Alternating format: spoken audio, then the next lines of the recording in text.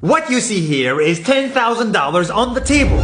You can take this money as a loan, but I will charge you a little bit of interest rate. Like most people, you take the money and you go buy a nice car. But in 10 years, it's time to pay me back. And because of interest rates, now you owe me $20,000 and not 10. You will say, I don't have money to give you. And if you don't, I take your car and a piece of your house.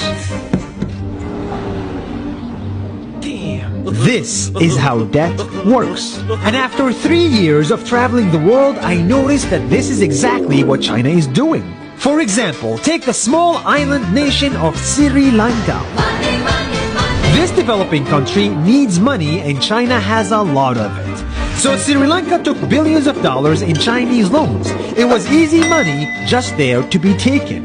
And with that, they built skyscrapers, highways, airports, and shipping ports. The country grew and prospered. But few years later, this easy money came with interest rates, and Sri Lanka was so much in debt that it couldn't pay back China its money. And the only way out was to give China control of what they had built. In other words, Sri Lanka lost a piece of its home to China because of debt. This is the Chinese money trap. And it's a real thing I saw all over the world.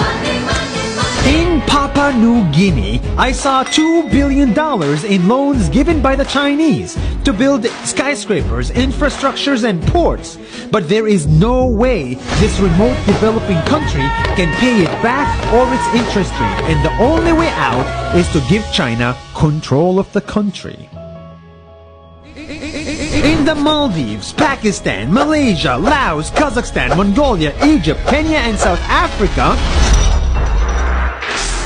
the same thing is happening, and many countries are struggling to pay back Chinese loans. If you look closely, all these infrastructure projects like highways, ports, and bridges connect to China through the sea or through the land to form something far bigger, far more powerful than just a bridge. A new Silk Road. The world is already made by China, and I think slowly it will be owned by China. Don't get me wrong, building bridges, ports, highways, and airports is a great thing for the people and the country, but they come at a very high cost. And when these countries can't pay back the loans, these countries will lose their homes.